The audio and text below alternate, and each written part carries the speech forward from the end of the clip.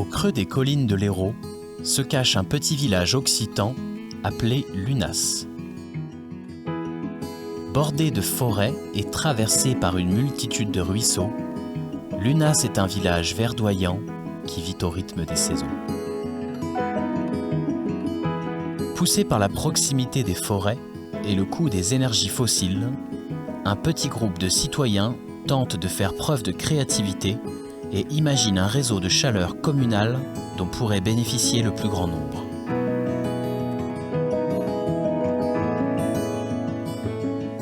Alors, ce qu'il faut savoir, c'est que le village de Lunas est un village multiséculaire qui s'est construit un peu autour d'une inègle qui est le rocher du Redondel.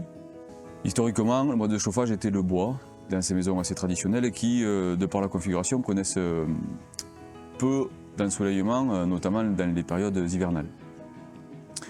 Un certain nombre de citoyens ont eu l'idée, puisque pour chaque individu c'était assez compliqué de faire un chauffage central qui s'intègre dans une politique de développement durable. Habituellement on a une chaudière à gaz au fioul qui chauffe sa maison. D'imaginer un projet d'une plus grande envergure qui partirait du bois issu de nos forêts communales ou intercommunales autour, qui chaufferait tout un réseau urbain, qui alimenterait donc des sous-stations dans chaque maison pour chauffer toutes ces habitations du village et qui ne sont pas aujourd'hui chauffées de cette manière-là. Alors en fait, ce projet de chaufferie à Lunas a émergé à la fin de l'année 2016, à un moment où, d'un côté, fin d'année, c'est le moment où on prépare la saison d'hiver et où entre voisins, on se consulte pour savoir qui a trouvé le meilleur prix pour faire baisser la facture de fioul à mettre dans la cuve. Je me suis dit, peut-être y aurait-il une démarche plus approfondie à faire avec eux et envisager peut-être d'autres modes de chauffage permettant d'avoir plus d'avantages pour nous et peut-être plus de respect pour la planète. Historiquement, le mode de chauffage dans la région a longtemps été le charbon. On trouve d'ailleurs des mémoriaux et des vestiges de cette activité dans les villages alentours. La production de charbon est source d'une grande pollution atmosphérique. Son extraction est dangereuse pour l'homme et son impact sur les forêts, dramatique. Alors ce projet, il a été au début perçu comme une idée un peu farfelue. Puis en réalité, en y réfléchissant un peu, on s'est aperçu qu'il pouvait y avoir plusieurs avantages pour les habitants de la commune. D'abord, c'était de relancer une exploitation forestière qui existe peu aujourd'hui parce qu'on s'oriente principalement vers du bois papier pour en tout cas la forêt la communale chez nous. Et puis ensuite, d'amener dans chaque habitation un réseau de chauffage qui s'inscrit dans une énergie propre et sans que chaque habitant ait à faire l'acquisition d'une chaudière, puisque chaque habitation serait simplement équipée d'une sous-station qui reprendrait les fluides qui circulent dans le réseau collectif.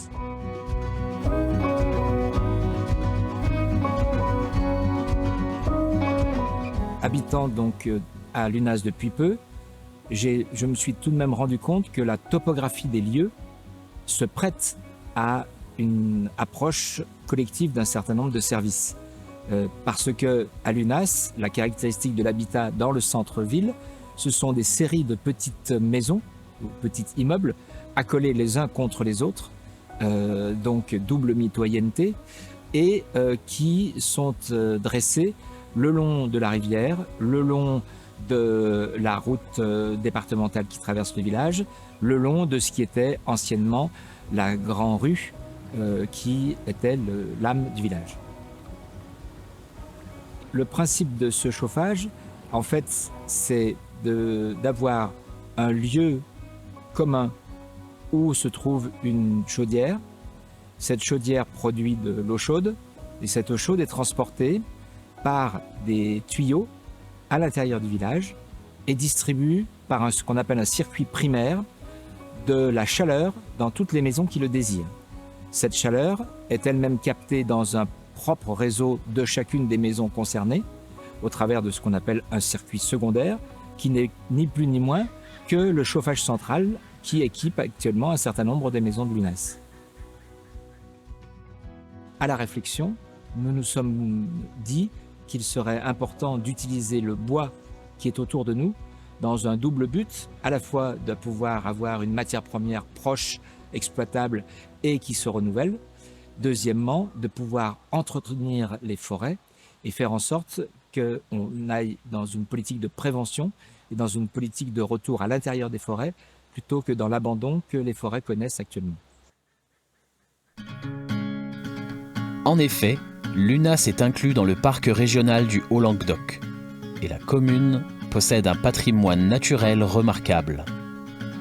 L'entretien des forêts alentours pourrait avoir plusieurs avantages, dont la protection du village des incendies forestiers qui ravagent la région chaque année.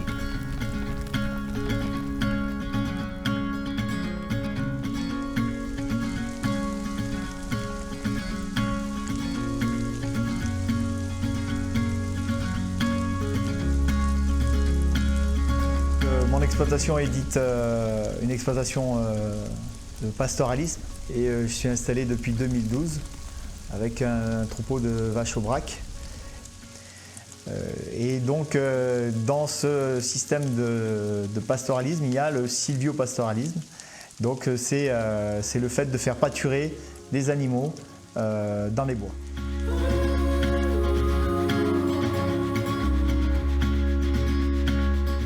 Alors moi, quand j'ai entendu parler de ce projet de chaufferie, moi tout de suite l'idée m'est venue de dire et après la coupe, qu'est-ce qui se passe? Pour moi, il est très avantageux d'avoir des animaux, notamment des bovins, après une coupe de bois pour pouvoir maintenir un milieu relativement propre, où les animaux vont jouer le rôle de tondeuse sous les arbres restants pendant un certain temps. Ça va forcément limiter des départs de feu.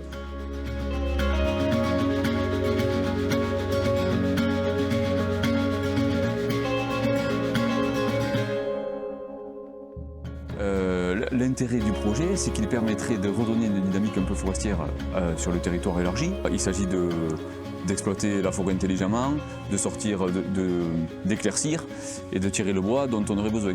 On imagine aujourd'hui que le projet ne peut pas ou que les forêts, en tout cas du territoire communal et au-delà, ne suffiront pas à alimenter le projet, mais c'est toute une filière qui existe à l'UNAS et au-delà sur le territoire du parc naturel du Haut-Languedoc, par exemple, qui pourrait alimenter cette chaufferie bois.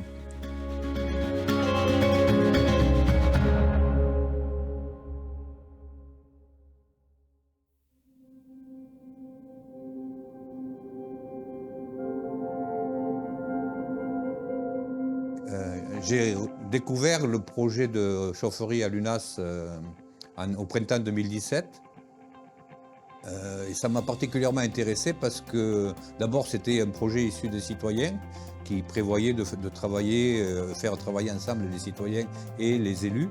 Et le deuxième point, outre le fait la question écologique qu'il prenait en charge, c'était le fait qu'on pouvait, j'y voyais l'intérêt pour la forêt de notre village, enfin de notre commune. En tant que retraité forestier, j'étais particulièrement sensible à ces questions. On a monté très rapidement une réponse à un appel à projet de la région Occitanie et de l'ADEME, qui nous a retenus dans cet appel à projet comme lauréat. Et d'ailleurs, en nous expliquant qu'on était le seul, en Occitanie, le seul projet basé sur l'énergie renouvelable bois. Et parallèlement à ça, grâce à l'aide de la Fondation de France, on a essayé de travailler, malgré les confinements qui continuaient un petit peu au printemps 2021, on a essayé de travailler sur la mobilisation des citoyens et la sensibilisation à ce projet et à d'autres projets. Et grâce à une équipe qui est venue faire une immersion dans le village pendant plusieurs semaines.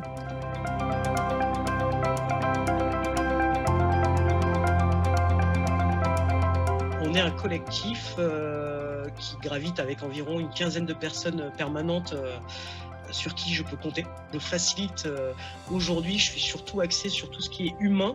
Oui, accompagner un groupe dans ses choix, dans ses projections, dans ses échecs. dans la lecture de ses échecs et en tous les cas mieux vivre ensemble, quoi. Enfin moi c'est vraiment, nous c'est notre leitmotiv, c'est ça.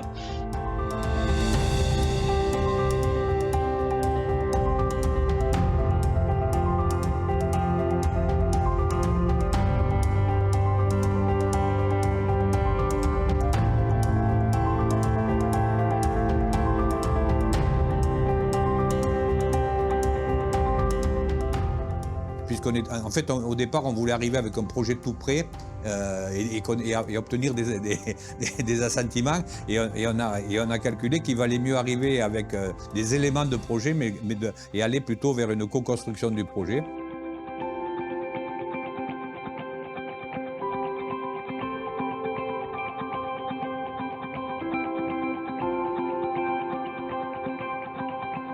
Ce projet s'inscrit comme étant un projet d'énergie renouvelable d'origine citoyenne. Étant à l'initiative du projet, j'ai souhaité que la population soit le plus possible intégrée et amenée à participer à l'élaboration, à la mise en forme et par la suite même à la gestion de ce projet. C'est ce qu'on appelle une approche participative de la démocratie. Chaque citoyen est amené à participer aux prises de décision, aux éléments de surveillance, de gestion qu'une telle entreprise nécessite. Dans les études préalables qu'un tel projet nécessite, il est nécessaire de fouiller la possibilité de réaliser un tel projet. Ici, la possibilité, c'est le nombre de personnes qui vont accepter d'entrer dans le projet. Parce que plus ils seront nombreux, plus le projet sera réalisable. Il s'agit donc d'aller au contact de la population, de lui expliquer ce qu'est ce projet et de lui demander si elle veut bien y adhérer. Nous avons été amenés à souhaiter que des tiers viennent, nous accompagnent dans cette démarche. Et l'une des manifestations de cette intervention de tiers, ça a été le passage pendant l'été de 2 étudiants venant de l'université de Montpellier qui sont venus interviewer les personnes, leur communiquer un certain nombre d'informations et recueillir leur premier avis sur le projet.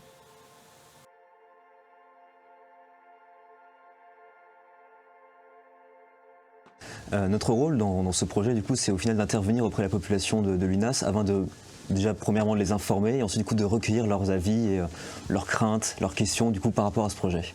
On a été mandaté par l'association Réagir pour essayer d'informer et d'essayer de recueillir les sensations, les ressentis des différents acteurs dans le village. Bonjour. Bonjour. On est là par rapport au chauffage au bois collectif. On est là pour informer et poser quelques questions. Pas grand chose. Pas grand chose. Non, ça vous intéresse pas, du coup, c'est juste, voilà. On va tout mettre. 84. Pas de soucis. Très bien. En règle générale, on a vraiment été très bien accueillis du coup par toutes les personnes. Elles prenaient toujours un peu le temps pour nous expliquer, même quand ils n'étaient pas d'accord du coup avec le projet, prenaient quand même le temps au final de nous expliquer pourquoi. Du coup, ça a donné des échanges vraiment intéressants. Ouais. Et du coup, nous on fait le tour un peu et on essaie de recueillir des informations un peu partout. Oui. Et dans ce cadre-là, on donne des informations et on a aussi quelques informations à prendre. Oui. L'étude a montré que pour les gens qui avaient déjà un chauffage central, finalement, ça leur coûtait moins cher de se connecter au réseau. Mais tous les gens qui n'ont pas de chauffage central, là, se retrouvent un peu embêtés parce que s'il faut refaire toutes les stations de la maison pour intégrer le circuit, ça fait un coût. Et concernant la question du bois, je peux vous rassurer parce que du coup, on a fait toutes les maisons. La phase de consultation dans l'étude de faisabilité a aussi été conduite de manière assez intelligente dans le fait que ce sont des personnes extérieures au territoire qui sont venues et qui finalement n'ont pas d'intérêt à la réalisation du projet ou à sa non-réalisation. Et du coup, ça implique que c'est ce média un peu extérieur qui construit le projet et qui permet d'être accueilli sans filtre par les habitants. Donc globalement, c'est plutôt des questions techniques, évidemment des questions financières pour savoir si ça vaut le coup de s'engager ou pas. Tout ça, c'est trop une aventure et puis en plus financièrement, amenez-moi-le là, je me prends compte. Combien ça va coûter? Vous rien. Ouais, c'est ça, mais qui tu payes? C'est la région. C'est la région qui a Qui c'est la région? Indirectement, c'est vous du coup. Il ne faut pas se leurrer, vous avez vu l'été qu'on a passé, il n'y a plus d'eau, la rivière là, on dirait qu'elle va s'arrêter là. Et qu'est-ce que ça va être dans 5 ans? Il faut combien pour faire le projet? Dans 10 ans, là, quand il sera viable, où c'est qu'il sera le bois? Et du coup, c'est vrai qu'il y avait quand même des avis au final contraires par rapport au projet. Après, ça venait surtout au final des installations que les personnes avaient chez eux ou n'avaient pas du coup justement, comme par exemple l'absence au final de chauffage central ou du coup le manque d'isolation ou parfois même du coup d'infrastructures de la maison qui étaient beaucoup trop vieillissantes et du coup pas adaptées par rapport à ce projet. Merci.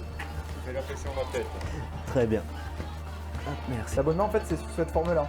Vous avez une part fixe qui dépend en fait de votre habitation, de votre maison, de votre cube, et la part variable qui est la fonction de ce que vous allez consommer. Donc, vous voyez là, c'est à peu près 4 € le kilowattheure.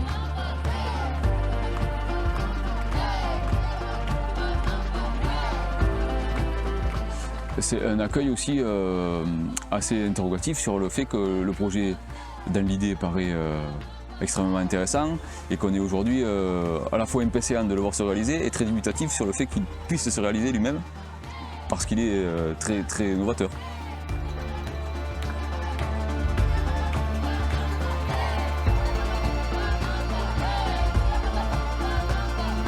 À l'UNAS, les doutes et les espoirs s'entremêlent entre créativité et scepticisme, avec pour toile de fond un débat citoyen qui dépasse les frontières de la commune. Une chose est sûre, l'association Réagir reste déterminée à créer un nouveau mode de chauffage écologique et économique accessible au plus grand nombre.